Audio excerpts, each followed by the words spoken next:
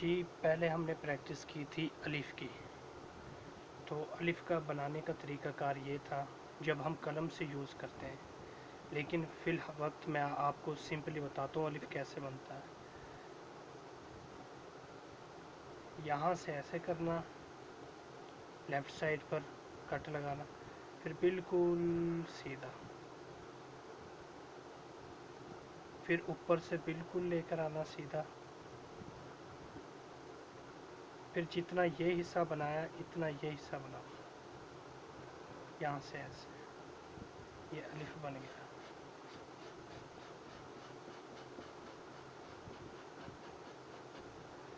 एक दफ़ा फिर देख लें अलिफ़ बनाने का तरीका।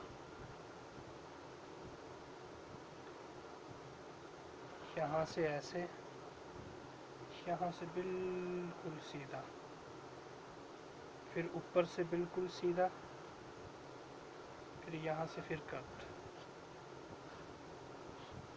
1 2 3, ये 3 हिस्से होते हैं अलिफ़ के।